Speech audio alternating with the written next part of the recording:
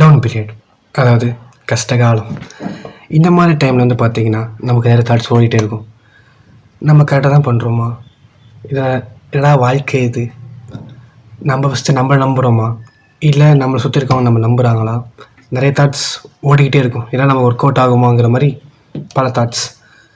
ஒன்றே ஞாபகம் வச்சுக்கோங்க, ஒரு கார் தன்னோட டெஸ்டினேஷன் ரீச் பண்ணுறதுக்கு முன்னாடி, அதாவது பை மீன்ஸ் ஆஃப் தட் ரோடில் வந்து நிறைய அப்டக்கிள்ஸ் வர தான் செய்யும். ஸ்பீட் பிரேக்கர்ஸ் வரலாம், சிக்னல் வரலாம், இல்லைனா சின்ன சின்ன பசங்களாம் நடுவில் ஓடி போகலாம், இல்லைனா நம்ம தலைவனுங்க ஃபாயிலாக பூச்சிங்க வந்து டிஸ்டர்ப் பண்ணலாம். நிறைய பேர் வருவாங்க. அப்போ வந்து பார்த்திங்கன்னா we need to slow down. கொஞ்சம் பிரேக் பிடிச்சி நம்ம ஸ்லோ தான் பண்ணுவோமே தவிர, நம்ம காரை மொத்தமாக பிரேக் டவுன் பண்ணிட்டோம்னா அங்கேயே ஸ்டே பண்ண ஆரம்பிச்சிடும். ஸோ ஸ்பீட் பிரேக்கர்ஸில் வந்து நம்ம எந்த அளவுக்கு நம்ம ஸ்லோ பண்ணுறோமோ, அதுக்கப்புறம் திரும்பி நம்ம டாப் கியர் ரீச் பண்ணி போயிட்டு தான் இருக்க போகிறோம். அப்புறம் வந்து பார்த்திங்கன்னா இந்த மாதிரி டைமில் நம்ம நிறைய அனலைஸ் பண்ண முடியும். நம்ம கரெக்டான பாதை தான் போகிறோமா, இல்லைனா we need to take diversion அப்படிங்கிற மாதிரி கொஷின்ஸ்க்கான ஆன்சரும் கிடைக்கும்.